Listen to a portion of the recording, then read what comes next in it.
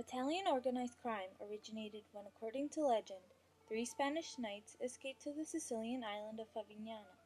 Upon arrival, they found shelter in a cave in which it is said they perfected the rules and the structure of the honored societies of Italy. Also fled to Sicily and founded the mafia. Mastrosso sailed to Naples and started the Camorra, and Carcagnoso reached Naples and began the 'Ndrangheta.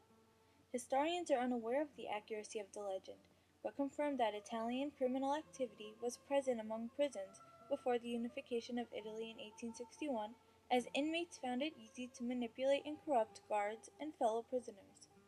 Even though all three societies were prominent in Italy, the mafia was the most dominant, given that when Italy was split into kingdoms, the kingdom of the two Sicilies ignored the impoverished island, allowing the mafia to take charge.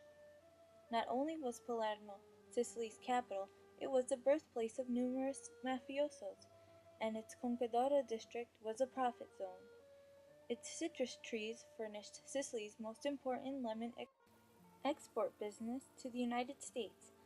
As the business emerged, mobsters began to take over completely, forcing the fruit grove owners to pay them portions of their earnings.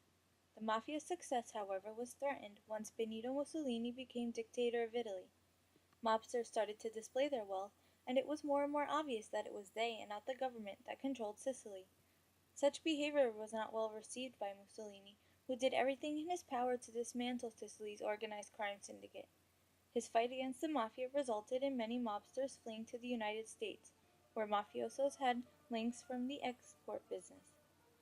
Italian Southerners also sought the opportunity to immigrate to the New World, as poverty flourished in the South, and while most carried out jobs in manual labor fields such as bricklaying, others stuck to their mafia roots and continued their criminal lifestyles in the U.S.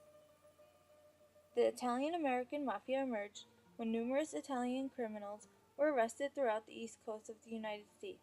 These mobsters were all mostly involved in an extortion method known as the Black Hand, which successfully intimidated people for money while sending them threatening letters with a black handprint at the bottom.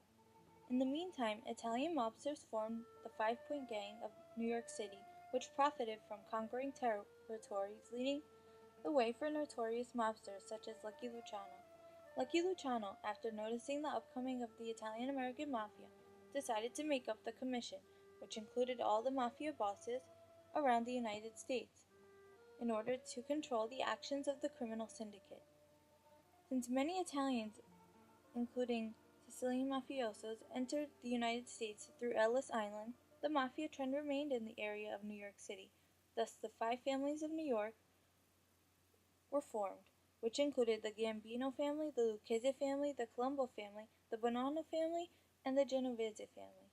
At the same time, many of the Sicilian mafia's characteristics stuck with the Italian-American mafia, such as its structure. The leader of a family, otherwise known as the boss, his right-hand man, the consigliere, and the underboss, who is second in command, make up the administration. Below that you have the capo regime, who leads a crew of newly initiated soldiers and associates to the mafia. The initiation ritual is also similar to that of the Sicilian mafias. At the time of the ceremony, usually the boss pricks the initiate's fingers and spears the blood on a burning picture of a saint, while he repeats the oath of silence. The oath refers to omertà, which impedes a mafioso to betray the secrecy of the family by revealing information about the mafia to those who are not involved, and not complying may get him killed. Although the mafia is a secret society, it was involved in activities that made it known around the world. During Prohibition of the 1920s, mobsters had their breakthrough with illegally producing and selling liquor, otherwise known as bootlegging. However, the most successful mobster was Al Capone. As he rose to power in Chicago, the government set up the group known as the Untouchables to take him down. However, in the meantime, he carried out one of the most gruesome homicides of all time, known as the St. Valentine's Day Massacre, killing 7 of his enemies.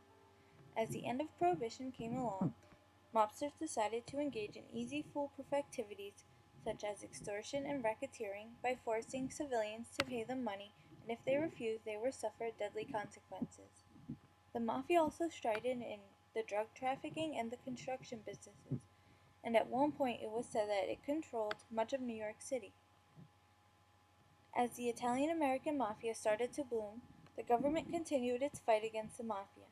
The Senate Special Committee to investigate crime was set up in order to raise awareness of the criminal activity of the mafia, which subsequently obtained enough information to arrest numerous mobsters around the country.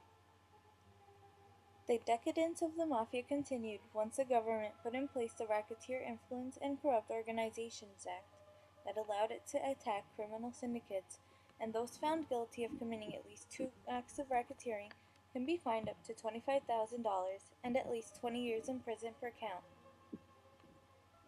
1985 was a crucial year for the beginning of the end of the mafia. It was the year New York Mayor Rudolph Giuliani, with the goal of peeling away the mafia in New York City, set up the Commission trial, incriminating all 5 bosses of the New York City 5 families and other members for extortion and other crimes under the Racketeer Influence and Corrupt Organizations Act. Gambino family mobster John Gotti, however, did not fear the possibility of being incarcerated, and did everything to rise to the top while being involved in extortion, drug trafficking, and construction. Himself, along with fellow mobster Salvatore Gravano, felt limited as his boss, Paul Castellano, did not give his men the liberty to make their own decisions on business deals. Therefore, they decided to kill him. After the murder, John Gotti became the boss and enjoyed the power and fame to the point that he felt invincible and superior to the law. His charisma not only attracted the media, but authorities as well. As Gotti held meetings in the public and threatened the secrecy of the mafia, Salvatore Gravano knew that sooner or later the organized crime syndicate would be busted. Taking vengeance against Gotti, when Gravano was caught, he decided to cooperate with the government, testifying against the boss and hundreds of other mobsters, taking down the Italian-American mafia. The Italian-American mafia has had an important role in the media, and for this reason the Italian-American stereotype has been shaped and formed to what it has portrayed. Films like The Untouchables and Goodfellas portrayed the lifestyles of mobsters. However, the one that left its mark in history is The Godfather, while showing the image of Don Vito Corleone not to be the typical money-craving criminal, but also showing a passionate family man. The award-winning film showed the Italian-American mafia in a new light, with gory scenes and dramatic lifestyles. As people became more fascinated with the Italian-American mafia, the TV series depicting it were on the rise, and the most famous was The Sopranos, that showed what mobster Tony Soprano went through by juggling his personal and criminal lives. Even though a small percentage of Italian Americans have ties to organized crime, the media began to reflect on the image of Italian Americans, and sooner or later people believed that each family lived that way. Men of honor who enjoyed the spotlight had their ways of manipulating the crowds to forget about their criminal or killer identities, therefore became popular and received positive attention from the public. Along the years, even though the mafia trend has simmered down, Italian Americans will always be seen to have mafia ties, and this stereotype will last as long as the mafia culture will last in time.